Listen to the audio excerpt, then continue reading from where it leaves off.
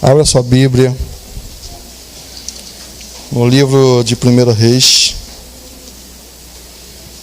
Não vou estar continuando a série do pastor, mas ele nos orientou a continuar falando sobre Elias.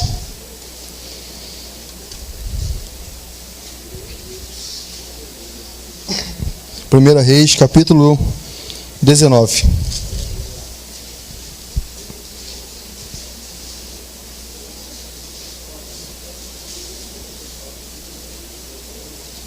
Todos acharam? Tem gente procurando ainda, só mais um minuto.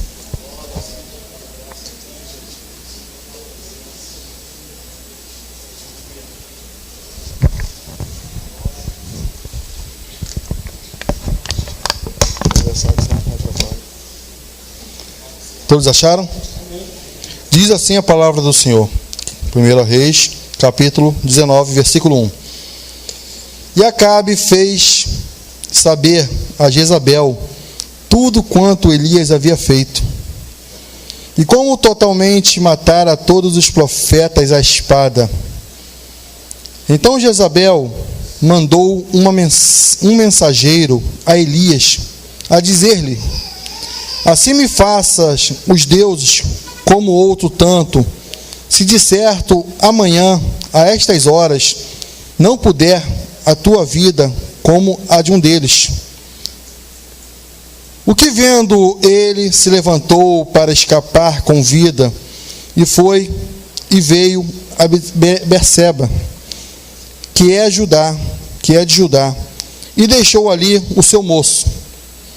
E ele foi ao deserto, caminho de um dia, e veio e se assentou debaixo de um pé de zimbro, e pediu em seu ânimo a morte, e disse: já basta, ó Senhor, toma agora a minha vida, pois não sou melhor do que meus pais.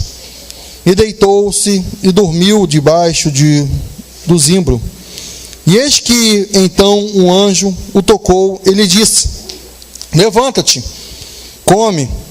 E olhou, e eis que à sua cabeceira estava um pão cozido sobre as brasas, e uma botija de água. E comeu e bebeu, e tornou a deitar-se. Versículo 7. E o anjo do Senhor tornou a segunda vez, e o tocou, e disse: levanta-te, porque muito grande, levanta-te e come, porque muito grande e comprido será o teu caminho. Deus, em nome de Jesus, Pai, que o Senhor venha falar através da Tua palavra, que é santa, viva e eficaz. Que o Senhor venha tratar com a Tua igreja, venha falar aos nossos corações, não somente aquilo que queremos ouvir, mas principalmente aquilo que a Tua igreja necessita. Que o Senhor venha ser com cada um nesta noite, em nome do Pai, do Filho e do Espírito Santo. Amém. Pode se assentar em nome de Jesus.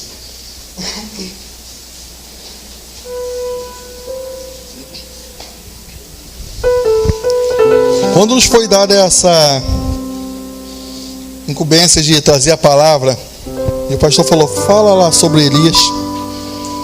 Eu particularmente prefiro Eliseu. Eu prefiro falar sobre Eliseu. É uma preferência minha. Aí eu fiquei tentando, buscando na palavra do Senhor, e o Senhor me trouxe para essa passagem aqui, quando Elias ele fica ali com medo, desanimado, e vai para a caverna. O profeta Elias, o livro de Elias, o profeta Elias, ele é meio complicado. Nós vemos que ele passa por várias fases. Nós vemos no capítulo 18 ele vencendo ali os profetas de Baal. E já no capítulo 19 ele desanimado, com medo de uma mulher chamada Jezabel. E segundo a palavra de Deus, essa mulher foi uma das mulheres mais terríveis que existiu na face da terra. E nós vemos que lá no capítulo 18, nós vemos que o Elias ele convoca ali o povo, os profetas de Baal, para o embate ali no Monte Carmelo. Você já ouviu falar sobre isso aqui? Nós vemos que ele chama todos aqueles profetas e ele fala: olha só, Vamos fazer um combate aqui, vamos ver qual é o verdadeiro Deus. Ele pega um altar e deixa aqueles profetas fazerem a parte dele, para depois ele começar a fazer o que ele tinha que fazer.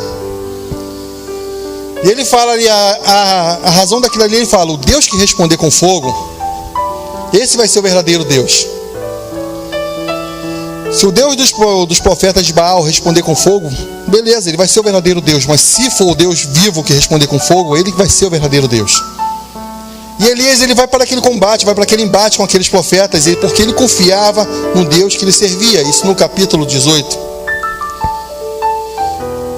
Satanás, nós sabemos que Satanás, ele tem um certo poder. Eu entendo que se Satanás, ele quisesse, ele podia ali fazer algumas coisas, algumas ilusões para responder. Mas eu creio que naquele embate ali, quando o profeta Elias, ele está ali contra os profetas de Baal, eu creio que Deus, ele bloqueou, Deus, ele não deixou que Satanás fizesse nada, para que o nome de Baal, ele fosse o quê? Ele fosse envergonhado. Baal, ele não era um Deus, ele era somente um ídolo. Mas Satanás, ele podia fazer aquilo para envergonhar o nome de Deus, mas Deus, como ele é todo poderoso, ele não deixou, mesmo aqueles homens clamando, aqueles homens fazendo o que eles fizeram, Deus bloqueou e não deixou que Satanás agisse naquele lugar para que o nome do inimigo fosse envergonhado. E nós vemos que a palavra de Deus diz que aqueles homens, eles se retalhavam, eles se cortavam, eles gritavam, eles pulavam, eles faziam tudo, e Baal não respondia. E o profeta Elias, ele vendo toda aquela cena, nós vemos que o profeta Elias, eu gosto dele por isso, porque ele ficou abusado quando ele viu aquela cena. Ele ficou ali, ele começou a se sentir mais segurança, ele começou a falar: olha só, comece a gritar mais, fale mais. Será que Baal não está viajando? Será que Baal não tem alguma coisa mais importante para fazer? Ou seja, ele é um Deus. Será que ele não está ocupado com outras as coisas? Será que ele não está fazendo alguma coisa mais séria? Fala, grita mais, grita. Elias ficou abusado, porque quando a pessoa sabe que Deus está do lado dela, a pessoa parece que ela se sente mais forte, ela fica mais abusada, ela fica mais confiante. A palavra é essa. Ela fica mais confiante, porque ele sabia que o verdadeiro Deus não iria o envergonhar. Os profetas de Baal ali, e Elias vai lá falando, vai clamando. De repente, uma hora ele vai responder.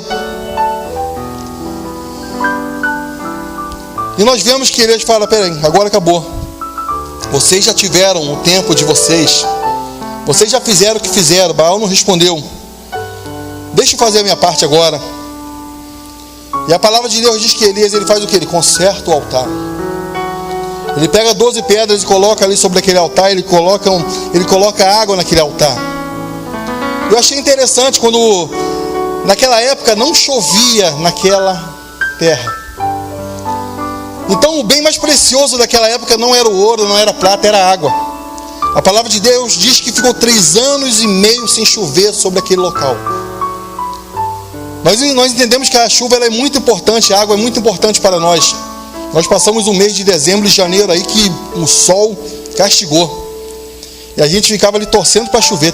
Caiu uma chuvinha à tarde para refrescar a casa, molhar a laje, molhar o telhado. Ou seja, Elias, ele falou: olha só, eu quero o mais importante, pegar água. De repente algumas pessoas pensam: esse cara é louco. Nós estamos precisando de água, a água é ouro nesse lugar, ele vai desperdiçar água, ele vai jogar água fora. Mas Elias ele sabia o que estava fazendo, estava dando o melhor para Deus. E nós vemos que Elias, ele começa a clamar. E logo no início que Elias começa a clamar, Deus Todo-Poderoso, na hora, responde com fogo. Aquele fogo cai, ele consome o altar, ele consome as pedras, ele vai até na água.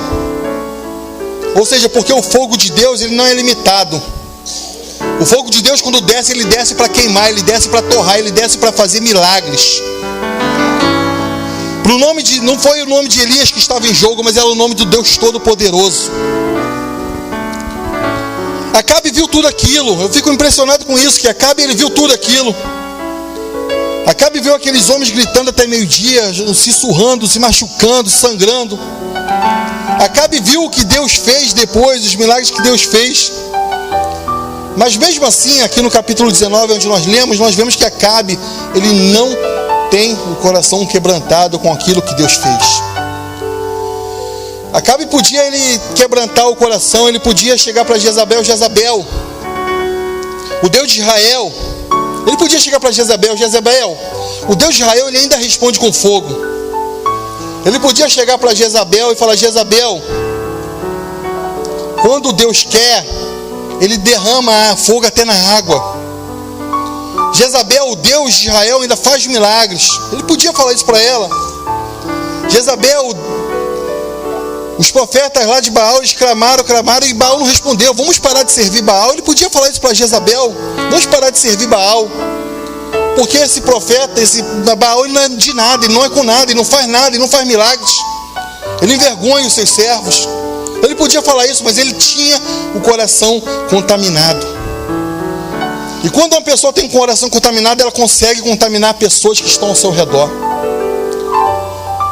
Eu até falei aqui uma vez aqui num evento jovem que nós fizemos aqui, que é muito mais fácil quem está embaixo puxar quem está em cima, do que quem está em cima puxar quem está embaixo. A pessoa que tem um coração contaminado, ela, de ódio, como Acabe estava, ele estava tomado por uma motivação maligna. Ele tinha algo maligno dentro do seu coração. Ele não viu os milagres que Deus fez, mas ele, mesmo assim, ele ficou contra aquilo ali. Ele não levou em pauta. E ele chega ali para Jezabel e ainda consegue inflamar mais o coração de Jezabel. A pessoa que tem uma motivação maligna, ela não consegue exaltar os feitos proféticos. A pessoa, ela não consegue reconhecer a autoridade profética na vida de alguém. A pessoa que tem uma motivação maligna, ela não consegue noticiar o que Deus faz. Deus, ele faz muitos milagres em nossas vidas, muitas coisas acontecem boas, mas às vezes a gente dá mais crédito às coisas ruins que acontecem.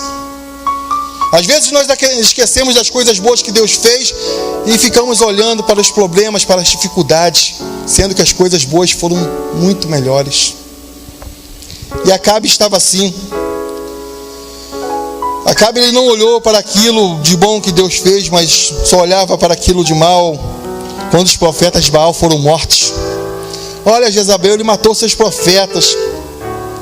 Jezabel, ele podia falar: Jezabel, Deus ainda continua fazendo milagres, Deus não mudou, Jezabel, vamos largar Baal, vamos servir esse Deus. Mas não, ele falou: Jezabel, Elias fez isso tudo, ele envergonhou o nome de Baal, e ele ainda matou seus profetas. Jezabel, ela se levanta ali com um instinto perverso, maligno.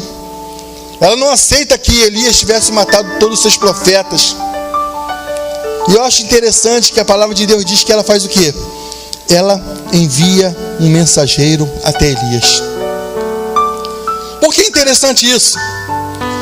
Nós sabemos que Elias era o inimigo número 1 de Jezabel.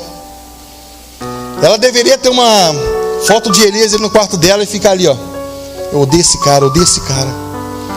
Nós sabemos que Jezabel era uma grande inimiga da autoridade profética na vida de Elias. Mas uma coisa interessante é que eles nunca se viram, eles nunca tiveram frente a frente. Ou seja, Jezabel, ela sempre mandava recado, mandava alguém avisar, mas ela nunca teve a coragem de chegar à frente de Elias. Jezabel, ela tinha carruagem. Jezabel, ela tinha segurança. Jezabel, ela não era uma feiticeira. Jezabel, ela invocava espíritos malignos. Por que ela não foi até Elias? Por que ela não pegou as seguranças dela, pegou a carruagem dela, arrumou tudo e não foi até Elias? Por que ela mandou um mensageiro? Sabe por que Jezabel usou o mensageiro? Porque as setas, sabe por que as setas elas ficam tentando te alcançar, te acertar? Porque no fundo, o nosso inimigo, ele sabe que não pode nos resistir face a face. É por isso que o inimigo, ele fica mandando recadinho. É por isso que o inimigo, ele fica mandando seta. É por isso que o inimigo, ele fica mandando mensagem. Porque ele sabe que ele, se ele estiver diante de você e teu Deus Todo-Poderoso estiver na tua vida, ele não vai te resistir face a face. Foi por isso que Jezabel não teve a coragem de encarar Elias. Porque ela sabe, ele é homem de Deus. Se eu estiver face a face com ele, é capaz até de eu morrer. O teu inimigo sabe que se ele tiver face a face contigo, se você for um homem ou uma mulher de Deus, ele não vai resistir. Ele vai cair por terra em nome de Jesus. Porque maior o que está contigo do que o que está lá no mundo. Maior o Deus poderoso que reina sobre tua vida do que Satanás, que não tem poder sobre tua vida porque ele é um derrotado. Jezabel, ela sabia isso. Nós sabemos que tem dias que as provocações elas vêm, elas nos irritam. Tem dia que os recadinhos, as mensagens de Satanás, elas tiram a nossa paz. Elas tiram a nossa paciência. Mas você tem que ficar feliz. Você tem que dar glória no mínimo, sabe por quê? Porque Satanás, ele respeita a unção e a autoridade de Deus que está sobre tua vida. Ele respeita, ele sabe que sobre tua vida tem uma unção que não é tua, tem uma autoridade que não é tua, mas uma autoridade, uma unção que vem do céu. É por isso que ele respeita, é por isso que ele não bate frente a frente com você. É por isso que às vezes ele manda alguém falar, alguém tirar a tua paz, alguém tirar a tua paciência. E ela fala ali, ó, mensageiro, fala para Elias que eu vou matá-lo. No versículo 3 diz: o que vendo? Ou seja, Elias, ele não viu. Ou seja, o mensageiro que chegou, ele não chegou, ele não viu a Jezabel falando isso. O mensageiro chegou e falou: Elias, Jezabel falou que vai te matar. Só que o que ouvimos às vezes é capaz de nos paralisar.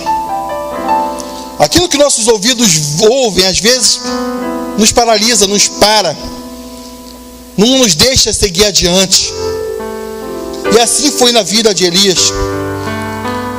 Tem gente que está paralisado, não pelo que aconteceu, não pelo que sofreu, não pelo que viu, mas pelo que ouviu. Ah, você era isso, você era aquilo, alguém te falou uma piadinha, alguém jogou uma conversa fora e você ouviu alguma coisa e você paralisou. Você parou no tempo. Você não quer mais seguir, você está paralisado. Elias, ele tinha um poder, ele tinha um Deus que era poderoso do lado dele, mas mesmo assim, por uma palavra que ele ouviu de uma feiticeira, de uma mulher, ele paralisou, ele se acovardou.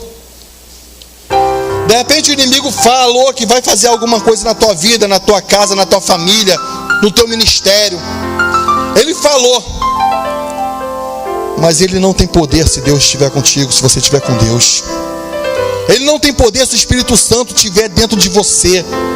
Ele pode te ameaçar, ele pode falar que acabou, ele pode falar que não tem mais jeito, ele pode te falar que você não vai chegar, não vai conseguir. Mas entenda que a última palavra na vida do servo de Deus é a palavra de Deus. É a palavra do Senhor.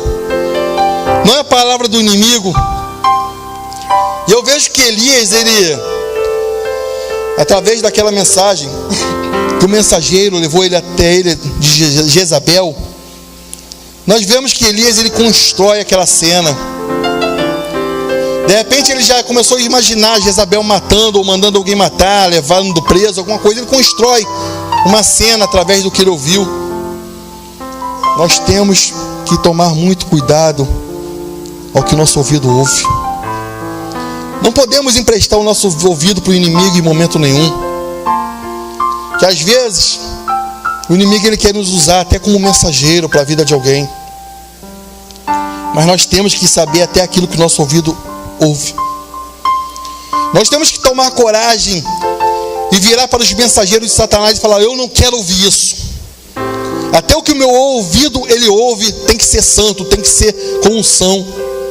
Eu tenho que saber aquilo que eu quero ouvir. Eu não posso dar ouvido para os mensageiros de Satanás. Eu não posso dar ouvido para os mensageiros do inimigo. Mas o meu ouvido, ele tem que ouvir aquilo que Jesus fala. E a palavra de Deus diz que a voz de Jesus era é mansa, ela é suave. Quando ele quer, ele projeta.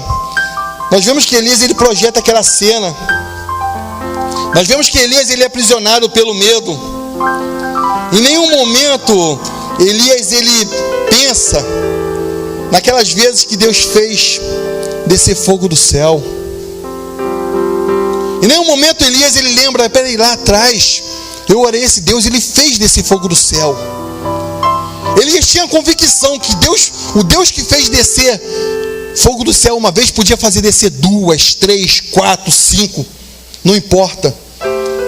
Ou seja, quantas vezes Elias precisasse do milagre de Deus na vida dele, o milagre de Deus iria acontecer na vida dele. Quantas vezes nós precisamos do milagre de Deus nas nossas vidas e ele vem lá e acontece. Tem dia que tem coisas que acontecem na nossa vida que a gente pensa, agora acabou, já era, não tem mais jeito. E a gente não vai clamar pastor, a gente não vai clamar o bispo, a gente não clama homens, mas a gente clama a Deus. Aí Deus vai falar, peraí, eu tenho solução para o teu problema. O milagre que você precisa, eu tenho. Parece que Deus, ele tem lá um quarto lá só de milagres. Espera aí, deixa eu ver o milagre que meu servo precisa. Parece que Elias esqueceu que Deus um dia fez o fogo cair do céu. Parece que Elias esqueceu que um dia Deus, ele fez o fogo lamber até a água. O fogo consumiu o holocausto. Parece que Elias esqueceu daquela cena. Ele fica aprisionado, ele fica com medo, ele fica ali preocupado. Elias está desistindo pelo medo da morte. Ele começa a pensar na morte. A palavra de Deus diz que por amor a Cristo nós estamos entregues à morte todos os dias. Sabe por quê? Porque eu morrer com Cristo é o quê? É lucro. Ou seja, se você morrer com Cristo, você sabe para onde você vai. Morrer ninguém quer, mas nós temos que ter a certeza que quando partimos desse mundo, temos que ter a certeza para onde nós vamos. Elias estava aprisionado pelo medo da morte. Mas eu quero te falar uma coisa nessa noite. Quem desiste pelo medo da morte já está morto há muito tempo. Se você desistiu de alguma coisa pelo medo da morte, creia que você já morreu há muito tempo. Porque o teu Deus, ele veio para te dar vida e vida em abundância. Nós temos que ter convicção que aqui na terra, um dia isso vai acabar, isso vai passar. Mas a nossa morada não é aqui, ela é no céu. A morte é só um detalhe para o crente. Para o crente a morte não é o fim, não é o final, não é o acabou. Mas para o crente a morte é só uma passagem, é só um detalhe para algo melhor, mais formidável. Elias, ele está caminhando, a palavra de Deus diz lá no versículo 3. Ele está caminhando com o seu moço, ele está caminhando com aquele rapaz que era seu discípulo, que o seguia. E a palavra de Deus diz ali, ó, e se levantou ele para escapar com vida e se foi.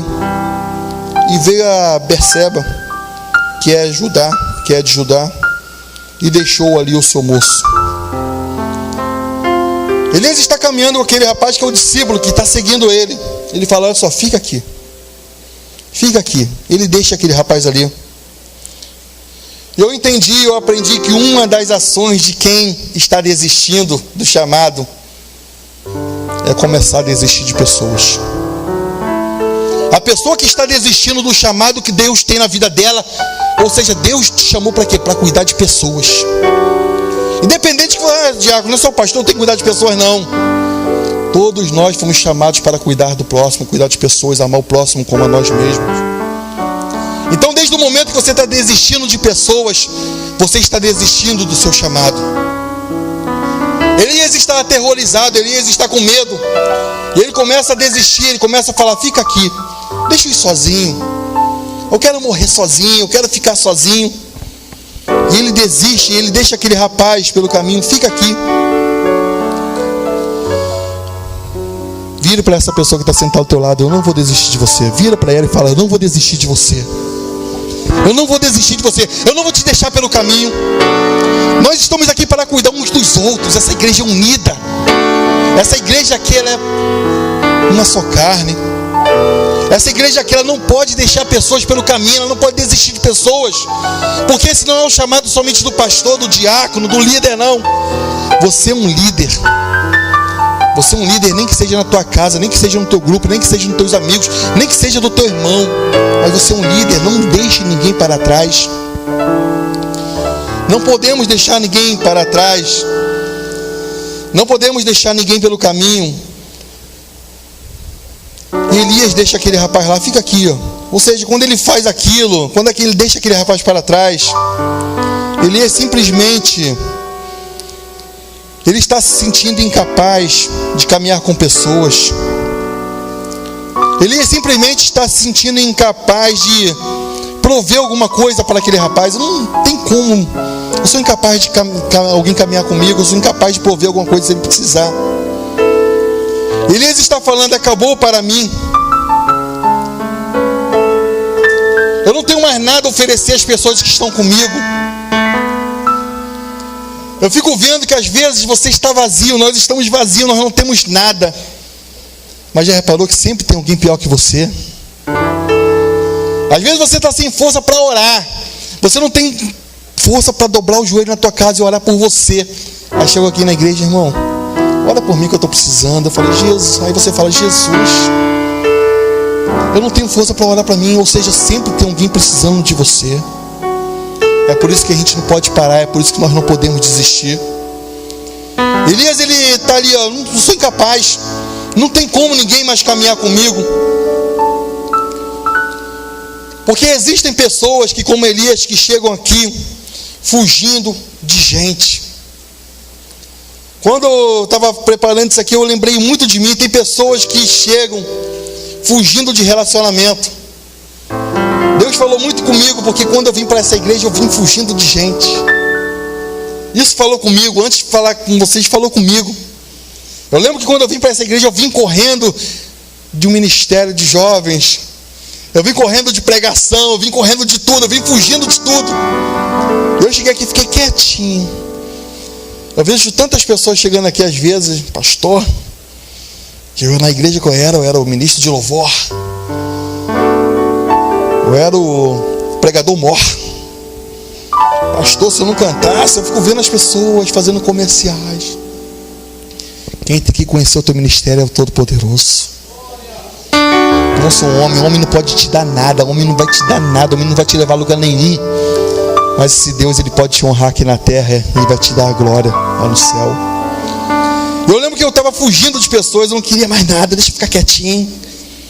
Não passou um ano: pastor, vem cá, você vai fazer isso. Eu, meu Deus, eu nunca dei o telefone do meu pastor para ele. Como ele descobriu isso tudo? Aí eu entendi que não adianta você se esconder, não adianta você fugir, não adianta você tentar desviar, não adianta você tentar ir para o mundo, porque o teu lugar é aqui, porque o teu lugar é na casa de Deus, porque o teu lugar é debaixo das asas do Altíssimo, porque o teu lugar é aqui para você se encher da presença de Deus. Não adianta você tentar se esconder como Jonas se escondeu. Não adianta você ir para o porão de um navio. Não adianta você ir para uma cidade que não tem nada a ver. Porque no final Deus vai te pegar e Deus vai acertar as contas contigo. Ele estava fugindo de relacionamento. Tem pessoas que fogem de mentoria. Tem pessoas que fogem de liderança. Tem pessoas que chegam: eu não sou mais líder de nada, eu não quero mais nada, eu não quero apacentar mais ninguém, eu quero viver a minha vida, eu não tenho capacidade, minha vida está um furacão, como eu vou guiar pessoas? Eu aprendi que se a gente esperar a nossa vida ficar numa perfeita tranquilidade para você fazer alguma coisa, você nunca vai fazer. As provas vão vir, as lutas vão vir, mas a garantia é que Deus está contigo. Quando o crente tem uma vida tranquila demais, tem alguma coisa errada. Quer viver uma vida tranquila? Para de orar. Para de buscar. Para de ir para a escola dominical. Vem para a igreja somente por vir. Você vai viver uma vida tranquilinha, mas só vai ter aquilo. Mas se você quiser provar o sobrenatural de Deus, deixa as provas vir. Se você quer provar o sobrenatural de Deus, deixa as lutas vir. Se você quer pisar no santo dos santos, se entregue de corpo e alma. Aí você vai pisar no santo dos santos. Elias, ele está desmotivado. Elias, ele está triste, ele está fugindo de Jezabel. E de repente Elias está como eu, como você. Eu não sei como está a tua vida. Você está desmotivado? Você está triste? Você está decepcionado com alguma coisa? Você está com medo de homens enquanto eu tenho um Deus todo-poderoso do teu lado? Elias estava nessa situação. Mas é interessante que quando Elias ele entra no deserto, até uma vez eu pesquisei sobre isso, sobre o zimbro. O Juarez, o pastor pregou uma vez sobre esse zimbro. E o irmão Juarez, o que é zimbro? Eu falei, também não sei. Aí fui lá no Pai dos Burros. Fui lá, o que é zimbro? Aí eu descobri o que é o zimbro. Porque não é vergonha você não saber, é vergonha você não querer aprender. Nós temos que aprender. E a palavra de Deus diz que ele acha um pé de zimbro e se deita debaixo daquele pé de zimbro. O zimbro ele é uma árvore de folhas que não se completam, ele tem uma sombra imperfeita.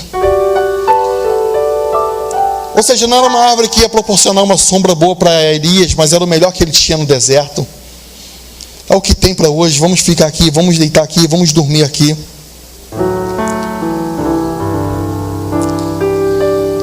E ele vira para Deus: Deus, eu quero morrer, me mata. Eu fiquei analisando, e Deus queria morrer mesmo? Quantas vezes a gente vira para Deus: Deus, eu não quero mais viver, me leva. Quem já falou isso para Deus? Eu já falei. Me leva, Senhor. Minha namorada terminou comigo, eu não quero mais viver, adolescente. Me leva. Se Elias quisesse morrer, ele não ia fugir de Jezabel. Ele ficava lá que Jezabel ia mandar matar ele. Não queria morrer coisa nenhuma. E Deus conhece o nosso coração. Por isso que você não morreu ainda, Eduardo. Aquele dia que você falou: Deus, me leva. Falou, né? Todo mundo já falou isso, eu acho. Se Elias quisesse morrer, ele não tinha ido, ele não tinha fugido de Jezabel, ele ficava. Ou seja, Elias não queria morrer coisa nenhuma. Mas Deus, como é misericordioso, Ele conhece nosso coração. Se Deus fizesse tudo aquilo que a gente fala, tudo aquilo que a gente pede, nós iríamos fritos. Ele fala: Deus, eu quero morrer. Eu não quero mais viver. Eu fico impressionado, sabe com que eu fico impressionado?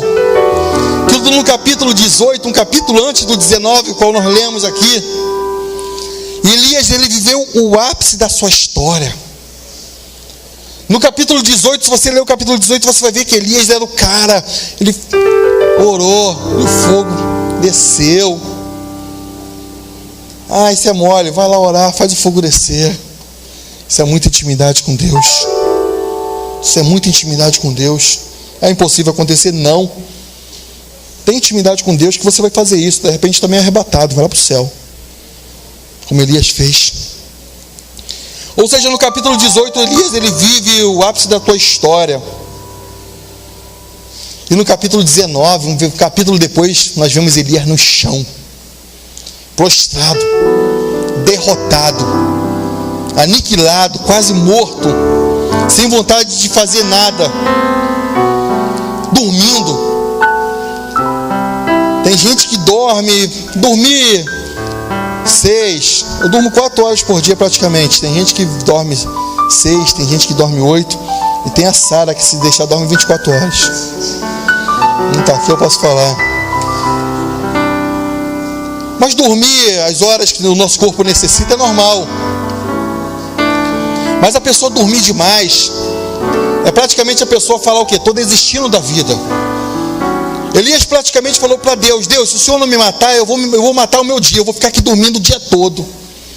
O Senhor não quer me matar, não? Então eu vou ficar dormindo, vou deitar embaixo desse pé de zimbro e vou dormir até morrer. Tem pessoas que desistem da vida, tem pessoas que não querem mais nada com a vida, tem pessoas que estão em depressão, acorda 2 horas, vai lá como um negocinho, 5 horas da tarde, está dormindo de novo, não quero mais viver. Deus, Ele quer abrir a janela da tua vida, meu amado. Deus, Ele quer fazer o sol nascer sobre a tua vida. Deus quer colocar um despertador santo na tua vida para você acordar e viver os milagres que Ele tem para você. Não é normal. Elias está dormindo. Elias, ele dá uma resposta a Deus: olha só, Senhor, não quer me matar não. Eu vou matar os meus dias, vou ficar aqui dormindo. Eu vou pegar minha cama e vou ficar aqui o dia todo. Mas Deus te trouxe aqui para quebrar essa tua cama nessa noite. Deus vai quebrar essa tua cama nessa noite. Tu vai dormir no chão, tu vai ficar ali, ó, vai dormir mal, para você viver mais os momentos que Deus tem para você. Tem gente que fala: ah, mas quem conhece a minha dor sou eu. Aí a pessoa toma um comprimidinho para dormir, toma 2 comprimidinhos, toma 3 comprimidinhos. Não, você não sabe da minha dor, eu tenho que dormir. Como se o sono resolvesse alguma coisa, como se o sono... Até aqueles vendedores de sinal, eles botam lá, né? Quem dorme sonha, quem trabalha conquista. Aí você pega aquela balinha ali e você vê: ah, quem dorme sonha. Aí você às vezes tem R$1 no bolso. Meu Deus do céu, só porque tu está com carro. Mas Elias, o sono não resolveria a dor de Elias. Mas eu acho interessante porque você pode trancar a porta do seu quarto. Se o anjo quiser, ele vai entrar como ele entrou na vida de Elias. Você pode fechar a janela do teu quarto, o anjo entra. Você pode botar o fone de ouvido e não querer ouvir ninguém, mas o anjo entra. O anjo, ele entra onde ele quer. O anjo, ele entrou debaixo daquele pé de zimbro e chamou: Elias, levanta e come, Elias. E a palavra de Deus diz que quando Elias se levantou, tinha uma refeição do seu lado. Ou seja, até quando nós queremos fugir da presença do Senhor, Ele é tão misericordioso que Ele cuida de cada um de nós. E a palavra de Deus diz que tinha uma refeição do seu lado. O que a palavra de Deus diz? O que tinha? Que refeição era aquela? Era uma botija cheia de... Era uma botija cheia de água. E um pão cozido na... Fala toda a igreja: um pão cozido na brasa. Uma botija cheia de água e um pão cozido na brasa. Cutuca essa pessoa ao teu lado aí, vem, cutuca, dá um cutucão nela, vai. Vai, mata a tua vontade agora. E diga para ela só, olha no olho dela e fala: você está proibido de esquecer do fogo do capítulo 18. Ou seja, esse pão, ele não foi cozido de uma forma normal. Esse pão, ele não foi cozido no forno de uma padaria, no forno de casa, mas ele foi cozido na brasa. Aquela brasa que um dia consumiu o altar, aquele pão foi cozido naquela brasa. Eu creio nisso. Deus, ele tomou todo esse cuidado para mostrar a Elias. Lembra lá de trás, Elias? Lembra quando eu prometi na tua vida? Lembra quando eu falei para você sonhar? Lembra quando eu profetizei sobre você? Lembra quando eu falei dos teus sonhos? Às vezes a gente enterra, a gente esquece. A gente esquece do chamado. Elias estava ali, para baixo, deprimido, acabado. Mas Deus trouxe aquele pão cozido na brasa. Olha só, lembra lá do capítulo 18. Lembra daquela brasa no altar. Lembra daquela brasa que consumiu o holocausto. Lembra daquela brasa que lambeu até as águas. Lembra, Elias? É Deus dizendo para Elias isso. Lembra do capítulo 18. Elias, você está proibido de esquecer do passado.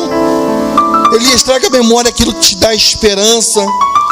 Traga à memória tudo aquilo que Deus fez de bom na tua vida.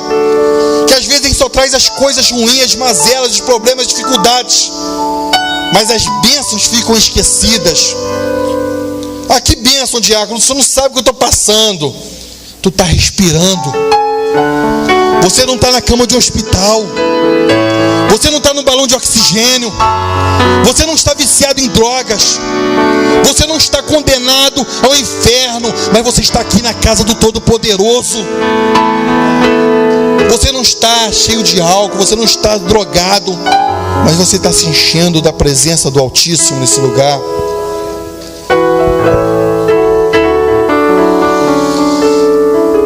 Nosso chamado, ele tem que ser queimado com fogo. Nós devemos vencer os nossos inimigos pelo fogo do altar. Deus respondeu a Elias ali com fogo. Nós não podemos morrer assim. Elias não podia morrer daquele jeito. Elias não podia ser o fim de Elias. Eu me recuso a ver pessoas que têm um chamado desistindo. Eu me recuso a ver pessoas que um dia foram chamadas no fogo indo para a geladeira. Eu me recuso a ver pessoas que tinham um ministério lindo e falando: eu não quero mais. Você não pode falar isso, porque o ministério não é teu. Foi Deus que te deu para cuidar. Um dia Ele vai te cobrar isso. Um dia Ele vai virar para você: o que tu fez com o talento que eu te dei? Ah, Senhor, eu multipliquei, eu trabalhei, eu negociei, eu fiz tudo. Mas há pessoas que vão falar: ah, Senhor, eu não quis mais, eu enterrei, eu guardei. Um dia nós vamos ser cobrados. A palavra de Deus diz que, já estou terminando, que Elias, ele comeu daquele pão, ele bebeu daquela água e ele dormiu. E às vezes isso acontece em nossa vida, todo ano isso, é culto, é retiro, é congresso. A gente come, bebe e dorme, come, bebe e dorme, e mais nada acontece. O anjo, ele bateu do lado de Elias, ó: Elias, você está pensando que Deus vai pagar garçom para ficar te servindo aqui no deserto todo o tempo, Elias? Levanta, Elias. Deus não é teu empregado não, Elias. Deus não vai ficar pagando garçom para te servir não. Elias, come, bebe e levanta, porque longa é a tua jornada, Elias. Igreja, Deus te chama para comer, para beber e para seguir, porque longa é a nossa jornada. A nossa jornada não acabou aqui não. A nossa jornada não vai ser só no ano de 2019 não, mas eu creio que nossa jornada vai ser até a vinda de Jesus Cristo. Elias, ele comeu, ele bebeu, e com a força daquela comida, a Bíblia fala que ele seguiu. Com a força daquela comida, ele andou 40 dias e por ali. De repente alguém vai se levantar e vai falar: ah, mas na estrada tinha água de coco, na estrada tinha frutas, na estrada tinha maçã, tinha pera. A minha Bíblia fala que foi com a força daquela comida. Elias andou 40 dias. Com a força daquela comida ele podia andar 80, ele podia andar 120, ele podia andar 160, porque aquela comida veio do céu. Porque o dia que nós provamos do pão queimado na brasa e da água que era a botija de Deus, você vai andar a vida toda. Você nunca mais daquela água, se você beber daquela água, você nunca mais terá sede. Nunca mais. 40 dias ele nos lembra provação, ele nos lembra teste. Elias caminhou e foi para onde? Foi para Horeb. Ah, vou ver para esse monte aqui. Elias dá uma olhada no monte, ele olha tudo ali, olha uma caverna. Elias pensa: ah, ainda não dá não, eu preciso me esconder. Eu preciso não ser visto, eu preciso ficar quietinho no meu canto. Ah, eu não quero mais trabalhar na igreja. Eu me decepcionei com o meu líder de juventude. Falar nisso, juventude, depois do culto aguarda aí, tá bom? 5 minutinhos. É sério isso. 5 minutinhos, toda a juventude e o pessoal da peça. A chapa vai esquentar. Se quer decepcionar, se decepciona, vai para a caverna então. Não foge não. 5 minutinhos, não sai não, que é rapidinho. Já está ali já afiado já. Ah, eu me decepcionei com o meu líder na igreja, me decepcionei com o pastor, eu vou para a caverna, eu vou parar com tudo, eu não vou cantar mais, eu não vou pregar mais, eu não vou liderar mais, eu não faço mais nada. Você se decepcionou com o homem? O que Deus fez contigo? O que Deus tem feito na tua vida? Deus tem te decepcionado? Pelo contrário, somos nós que somos infiéis a Deus. Somos nós que os negamos todos os dias. Somos nós que pecamos todos os dias. Jesus sempre está de braços abertos para nos receber. Elias, ele olha uma caverna e ele entra, ele fica quietinho ali. Quando ele chega, ele fica quieto, ele fica calado. Você precisa entender o que está acontecendo ali, meu amado. Eu achei magnífico isso, quando Elias está naquela caverna. O anjo chega e Deus fala ali, ó: Elias, o que fazes aqui, Elias? O que fazes aqui? Por que isso é magnífico? Por que isso é maravilhoso? Ele estava na caverna, estava dentro da caverna, não é isso que nós entendemos? Deus vira para ele: o que fazes aqui? Se Deus estivesse fora da caverna, Deus não falaria: o que fazes aqui? Ou seja, o que fazes aí, Elias? Mas isso dá a entender que Deus estava lá onde? Dentro da caverna com Elias. Deus, ele não fala do lado de fora, mas Deus entra dentro do teu problema para te tirar do problema. O que fazes aqui? Deus estava ali do lado do profeta. Elias, o que te levou a isso? Ou seja, Deus está mostrando que você não está sozinho, mas Ele está nessa luta contigo. Você não está sozinho, mas você pode não ter o apoio de ninguém, mas tenha certeza que o apoio de Deus você tem. Isso é o que te basta. A minha graça te basta, acabou.